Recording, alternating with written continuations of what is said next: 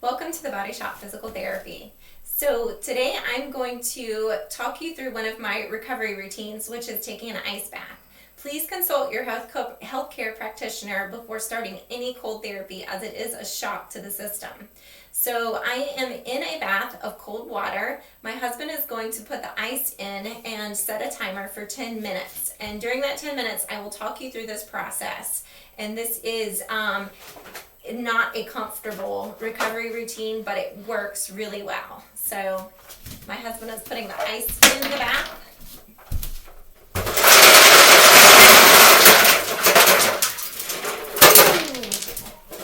And then we'll start a timer for 10 minutes. And there's a process that happens during those 10 minutes. And as the water gets colder and colder, there is a painful process. The timer should go off in 10 minutes. So 10 minutes is key because we're going to go through a painful process, and then it's going to start to burn and then get numb. And once we get to the numbing part, it gets to be a bit easier, and you can actually then stay in for much longer. But this is a 10-minute process. This is cold therapy. If you've got inflammation in the body, it will shut it off. And I have been doing this on and off for about 20 years now. It took me 2 years to be convinced to take an ice bath.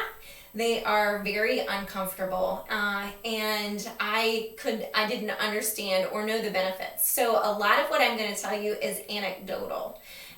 First is going to be the timing. So there are animal models with cold therapy, and what I've recently looked at shows a disruption in hormone cycles with cold.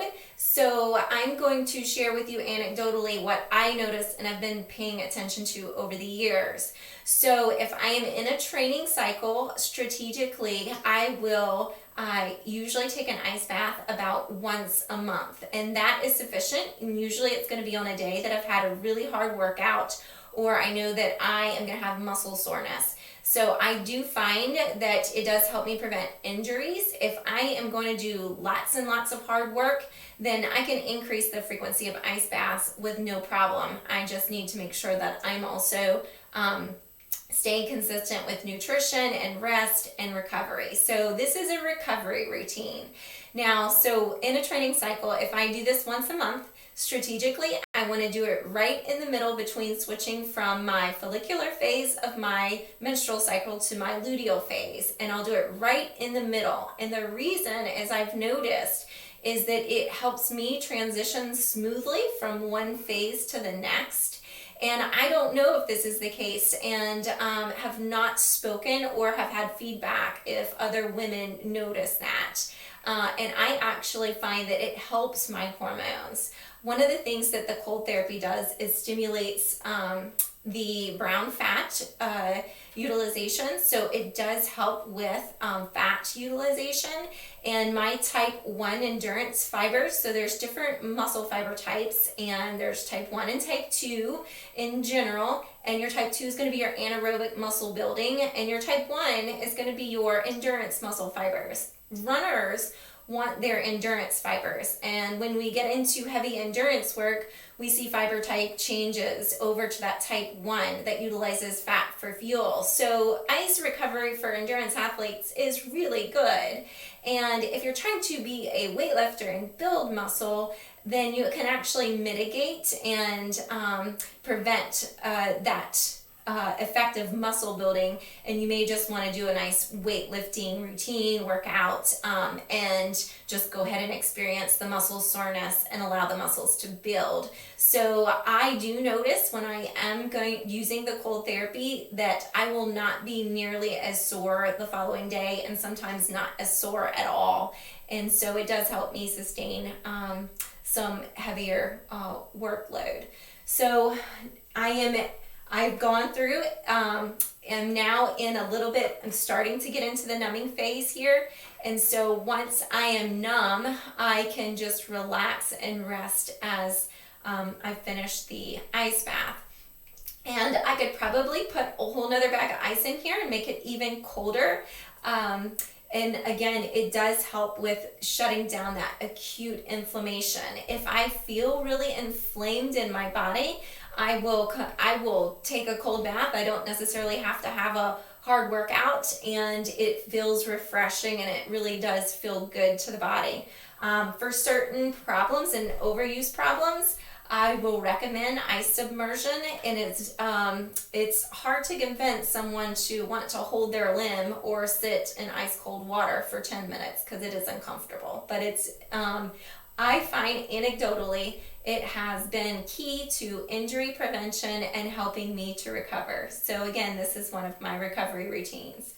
So once you're in here, you can just relax as you get used to it, and then focus on your breathing. Take nice deep breaths in and out, and just slow your heart rate down. It is a shock to the system. So I am just going to relax and take some nice slow breaths.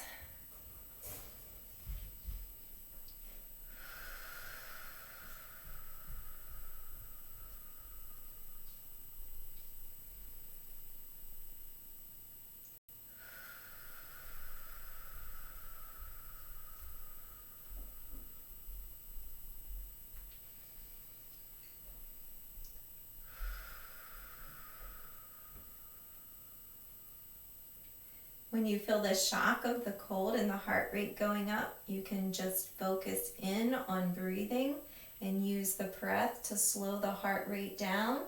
As you exhale, when you do a long controlled exhale, it will help slow the heart rate down.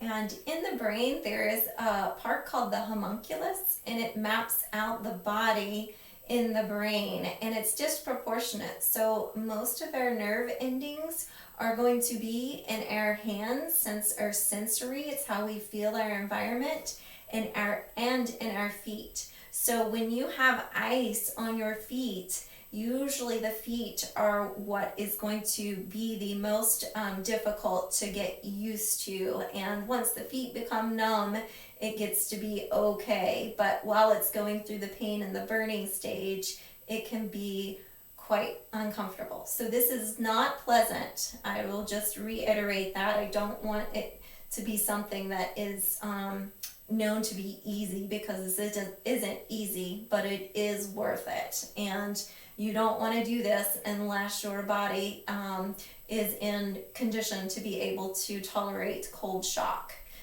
You develop, just like if you're in heat, you develop heat shock proteins. When you're in cold, you can develop cold shock proteins. So exposing yourself to stress, you want to be able to be in a condition that your body can handle that stress. I'm going to go back in and focus on my breath.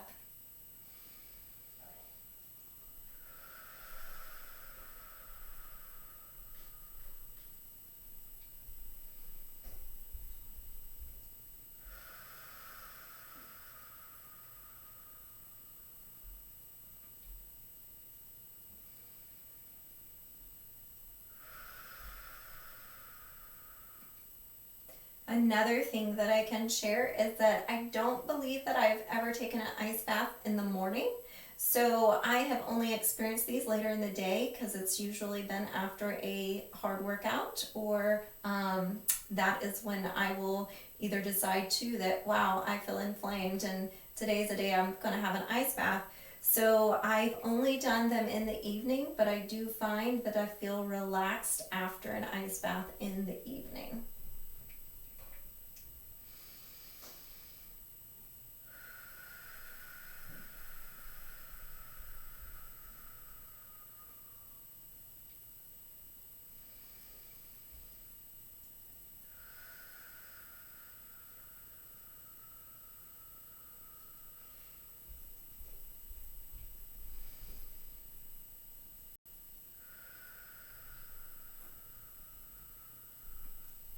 And I find I'm holding tension in my shoulders, so I'm just going to relax my shoulders.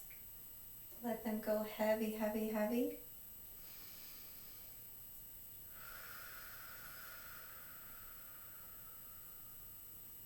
and I feel I'm holding tension in my hips, so I'm going to focus there and let my hips go heavy, heavy, heavy.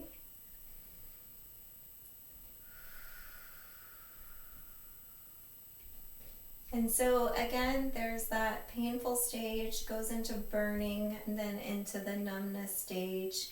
And once you're into that numbness stage, you'll feel like you can stay in longer. I don't recommend necessarily staying longer than the 10 minutes. 10 minutes does seem to be a sufficient amount of time.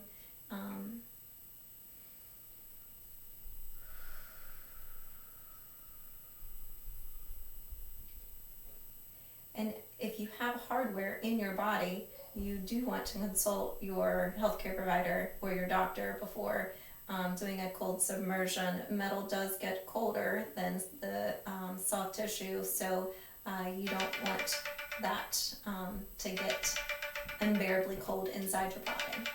And that is 10 minutes. So we have completed an ice bath recovery routine. I hope this is of help, and I hope that you find this of benefit if you decide to try it. And I will see you in the next video. Thank you, and God bless.